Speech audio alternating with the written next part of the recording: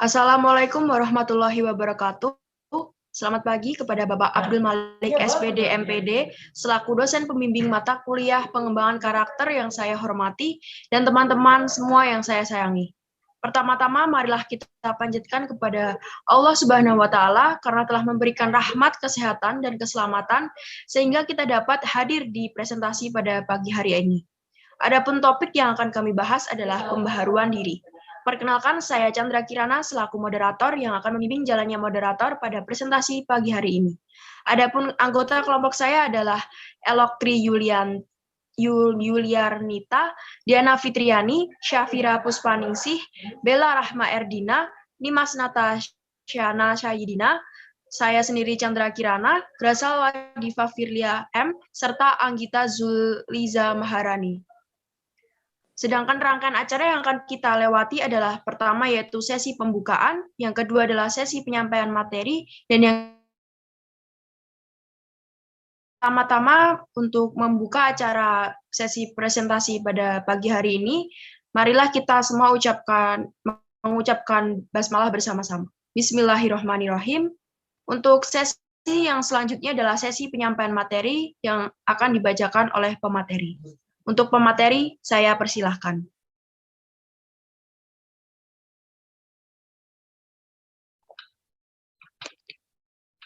Apa itu kebiasaan? Menurut Kartini Kartono, kebiasaan diartikan sebagai reaksi bersyarat yang kompleks dan bervariasi, dan menjadi kanal-kanal yang tetap bisa dilalui oleh tingkah laku manusia. Yang berarti kebiasaan adalah sebuah perbuatan manusia yang tetap dilakukan berulang-ulang dalam hal yang sama.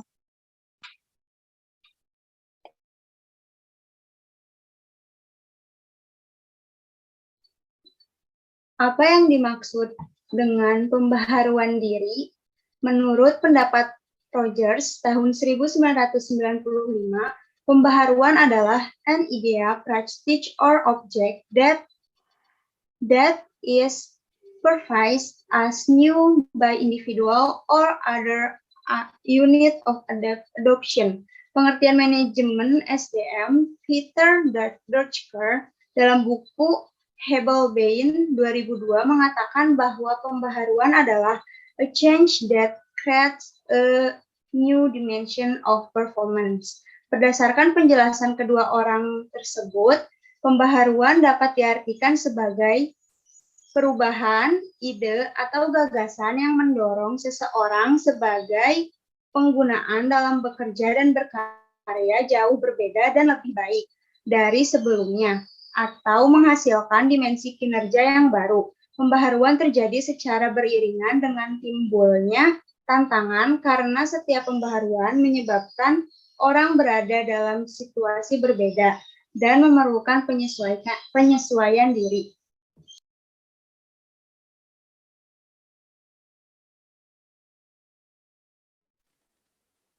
Empat dimensi pembaharuan diri. Yang pertama itu ada dimensi fisik, kedua ada dimensi spiritual, yang ketiga dimensi mental, dan yang keempat itu dimensi sosial emosional.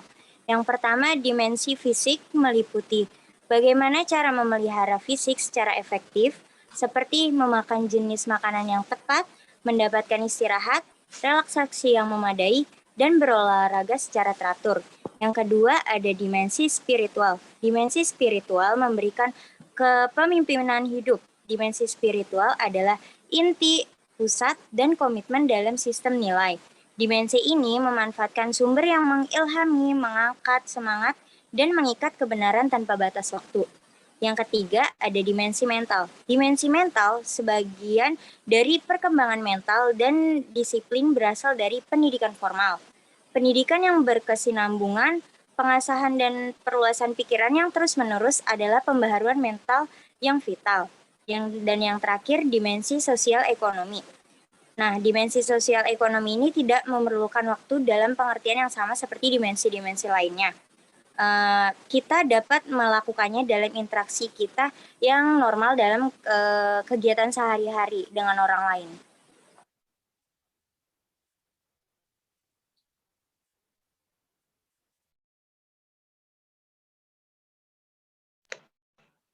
Cara dapat dilakukan untuk mengembangkan diri. Yang pertama yaitu percaya diri.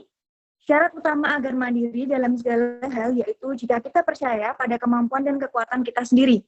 Tanpa percaya diri, kita akan ragu dalam segala tindakan, bahkan kadang dapat menyebabkan kita tidak berani berbuat apapun.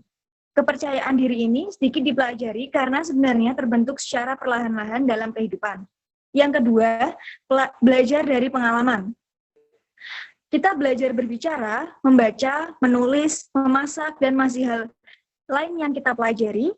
Belajar bukan terbatas pada saat kita atau waktu suatu pendidikan berlangsung, melainkan merupakan bagian dari keseluruhan hidup kita. Belajar adalah berlangsung seumur hidup. Yang ketiga, menghargai waktu. Salah satu keharusan dalam mengembangkan diri ialah belajar bagaimana cara menggunakan waktu dengan baik dan bijaksana. Langkah pertama dalam mengatur waktu ialah dengan menghargai waktu secara tulus dan serius. Hargailah waktu, tetapi jangan sekali-sekali membiarkan diri diperbudak olehnya. Perlakuan waktu dengan perhatian yang sama besarnya seperti kita memperlakukan diri. Yang keempat, menghargai diri sendiri dan orang lain. Untuk mengembangkan diri yang dilakukan pertama yaitu harus menghargai diri kita sendiri. Kita harus menghargai kelebihan dan kekurangan kita. Seseorang akan berkembang bila percaya akan kemampuan yang dimilikinya. Demikian juga dengan keberadaan orang lain yang berada di sekitar kita. Kita harus menghargai mereka sebagai orang yang mendukung pengembangan diri kita. Yang kelima, adanya dorongan untuk berprestasi. Merupakan hal yang penting dalam hidup kita. Dengan adanya dorongan tersebut, kita diharapkan mampu melakukan kegiatan-kegiatan yang bersifat positif.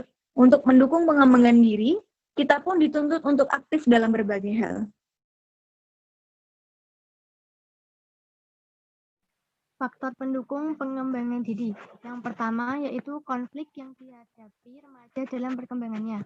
Nah, konflik dan ketegangan tersebut muncul dari adanya ketidakpuasan terhadap fisik serta adanya kebutuhan penyesuaian terhadap sosial serta psikologis. Yang kedua, moral dan ketakwaan.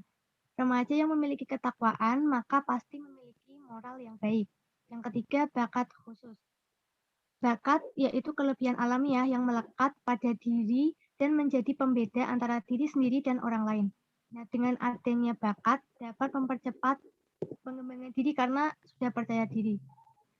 Yang selanjutnya yaitu kemauan dan kesungguhan. Dengan adanya kesungguhan, maka individu yang bersangkutan akan selalu melakukan usaha untuk pengembangan diri.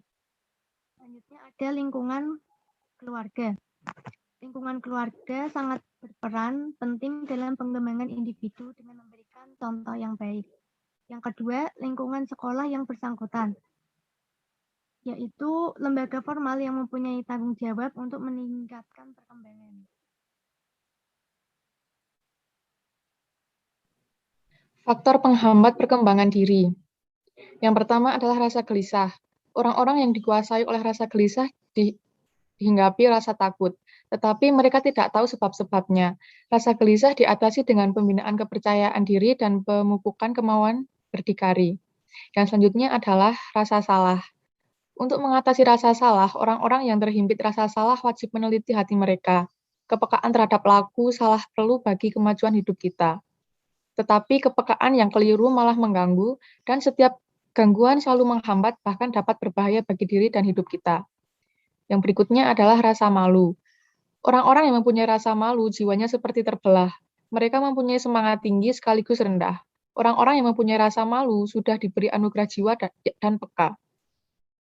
Yang selanjutnya adalah rasa takut.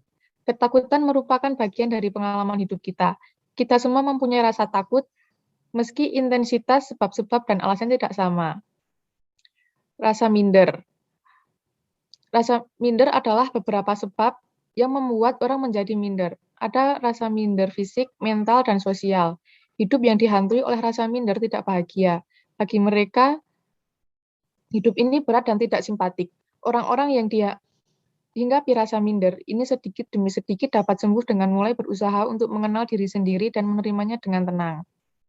Yang berikutnya adalah rasa frustasi. Hidup ini sering diibaratkan sebagai sebuah perjalanan. Perjalanan hidup tidak selalu mudah. Tidak mengherankan kalau kita mengalami saat-saat gagal, tidak berhasil dan tidak kesampaian. Dalam mengalami kegagalan dalam hidup itu, tidak sedikit orang yang lalu menjadi lumpuh, putus asa, dan sungkan berusaha lagi. Yang selanjutnya adalah rasa super. Orang-orang yang dihinggapi rasa super biasanya angkuh dalam tingkah laku, dalam pembicaraan dan muluk-muluk yang dicari. Mereka menganggap dirinya sebagai orang yang jempolan. Mereka suka pamer dan dengan berbagai cara mereka berusaha untuk mewujudkannya sebagai orang yang hebat. Selanjutnya ada beberapa langkah-langkah untuk mengembangkan diri. Yang pertama, membuka pikiran untuk mengeluarkan gagasan atau ide. Yang kedua, membagikan semangat untuk mendorong jadi kepribadian yang lebih baik. Yang ketiga, memecahkan problem besar maupun kecil. Dan yang terakhir, memanfaatkan waktu dengan sebaik mungkin.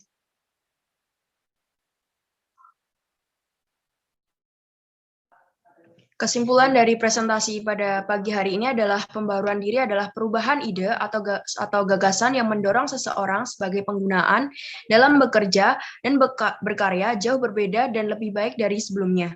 Dan hal ini sangat diperlukan bagi setiap manusia karena pembaharuan diri mengajarkan manusia.